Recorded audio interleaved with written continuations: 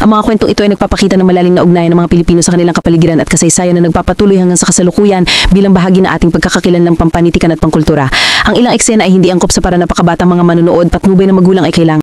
Dalagang Marikit, Katang, MRT, Rio 26.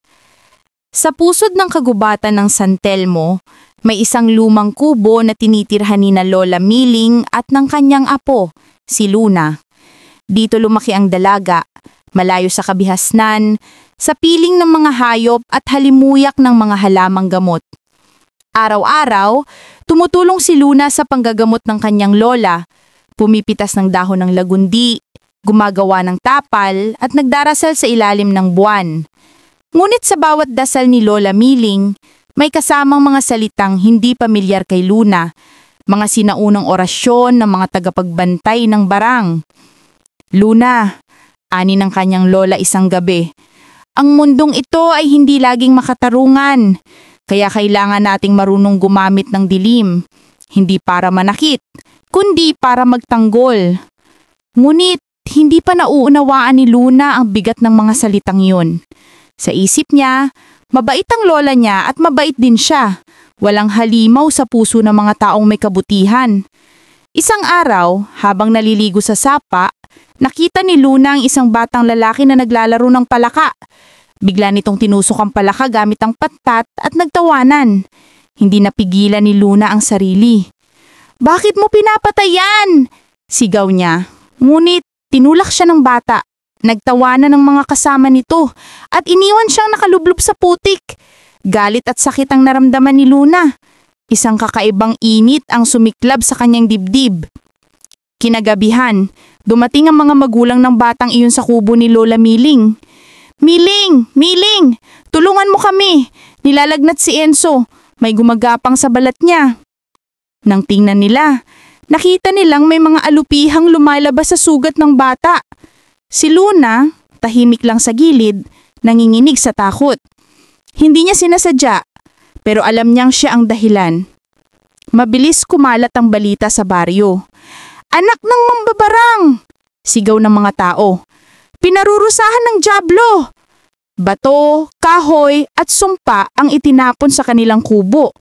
Napilitang lumikas sina Luna at Lola Miling, tumira sa mas malalim na bahagi ng gubat. Sa gitna ng gabi, habang lumalakad sila sa ulan, hinaplos ni Lola Miling ang buhok ni Luna. "Huwag mong katakatukan ng kapangyarihan mo, apo. Ang takot ay nagiging kadena. Aralin mo ito bago ito tuluyang lamunin ng iyong puso." At doon nagsimula ang tunay na pagsasanay ni Luna bilang tagapag-alaga ng barang. Isang sinaunang sining ng proteksyon, hindi sumpa. Mula sa baol ng kanyang lola, inilabas ni Miling ang isang lumang aklat. Itim ang balat, may nakaukit na simbolong malaahas. "Ito ang librong barang, Luna. Huwag mo itong bubuksan hanggat di mo kayang kontrolin ang sarili mong galit." Ngulit nang matulog ang matanda, di nakatiis si Luna. Binuksan niya ang aklat. Biglang umihip ang hangin, nagliwanag ang mga mata niya, at narinig niya ang mga boses ng mga nilalang sa dilim. "Luna, tagapamana ka ng kadiliman. Gamitin mo kami." Nung magsing siya kinabukasan, may marka na sa kanyang palad. Tila bulog na itim, tila mata ng insekto. Makalipas ang ilang taon, tumungo si Luna sa bayan. Doon niya nakilala si Marco, na isang pulis na tahimik at makatarungan. Madalas nitong tulungan si Luna tuwing namimili ng gamot sa palengke. "Hindi katulad ng sinasabi ng mga tao. At ikaw," tugon ni Luna, "hindi katulad ng mga lalaking nambabastos." Unti-unting nahulog ang loob nila sa isa't isa. Sa unang pagkakataon, naramdaman ni Luna na normal siyang tao, may karapatang umibig. Ngulit sa gabi, habang magkasama sila, may mga matang nagmamasyad sa gubat. Ang mga espiritong tagapag-alaga ng barang, nagsimulang bumulbong. Ang pag-ibig ay kasalanan sa may dala ng sumpa. Sunod-sunod na pagkamatay ang naganap sa baryo. Lahat ng biktima, mga lalaking nambubugbog, nangaapi ng kababaihan. Kinakain ng insekto ang loob ng katawan nila. Ang mga tao'y takot. Ang mga pari nagmimisa gabi-gabi. At sa gitna ng lahat, ang pangalan ni Luna ang laging naririnig. Ang mangbabarang, si Luna! Si Marco lamang ang naniwala sa kanya. Ngunit nang matagpuan niya ang katawan ng isa sa mga biktima, may marka sa dibdib, kapareho ng nasa palad ni Luna, nagsimulang mabuo ang pagdududa sa kanyang puso. Isang gabi, dumating ang mga lasing na lalaki, dala ang mga sulo. Sinunog nila ang kubo ni na Luna. Habang nag-aapoy ang paligid, sinubukan ni Luna at ni Lola Miling na takasan ang apoy. Ngulit nadaganan ng biga ang matanda. "Tumakbo ka, apo!" sigaw ni Miling. "Hindi kita iiwan, la!" Ngunit bago pa siya makalapit, pumasok sa katawan ni Luna ang liwanag mula sa pendant ng kanyang lola. Ang huling kapangyarihan ng librong barang. At sa sandaling iyon, nagising ang kadilimang matagal nang natutulog sa kanyang dugo. Tumina ang ulan. Tahimik ang baryo. Hanggang sa isang sigaw ang sumunod.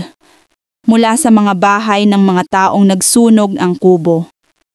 Mula sa lupa, umusli ang mga alupihan, kuliglig at tutubi na itim.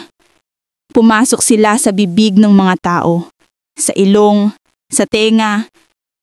Isa-isang bumagsak ang mga kalalakihan, nagkikisay hanggang sa mawalan ng buhay.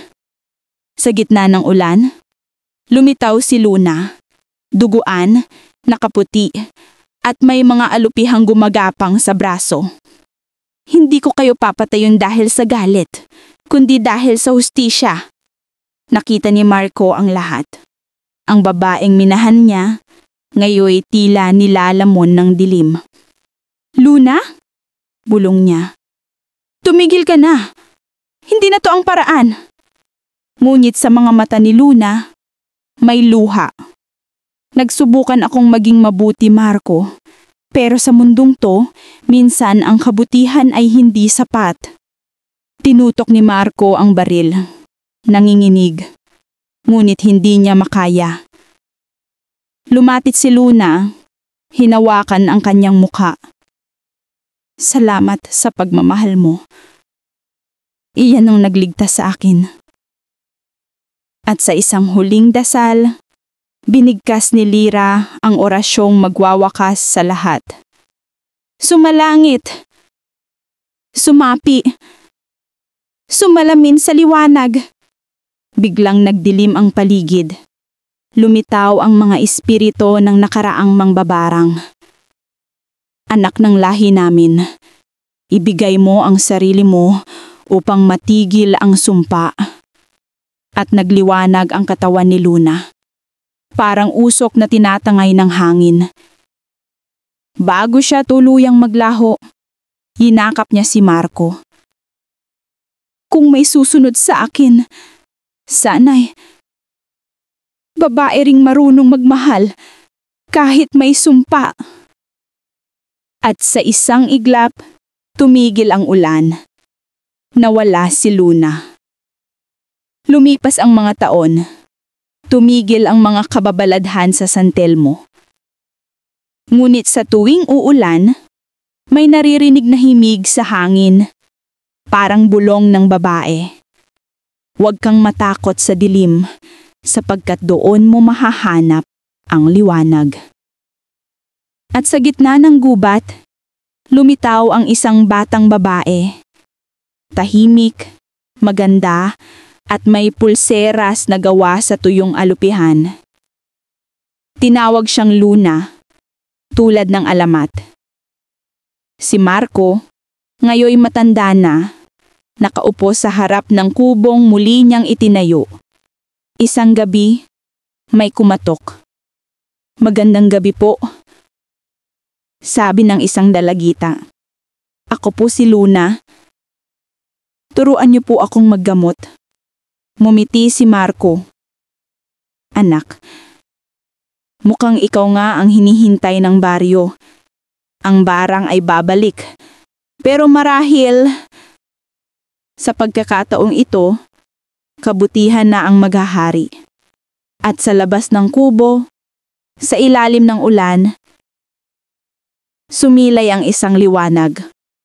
Ang dalagang mangbabarang ay hindi na sumpa, kundi tagapangalaga ng mga inaapi. Ang kapangyarihang galing sa dilim ay hindi laging masama. Kapag ginamit sa tamang paraan, nagiging sandata ito ng pag-ibig at hustisya. Sa puso ng isang dalagang mangbabarang, nakatago ang tapang ng isang Diyosa. Wakas.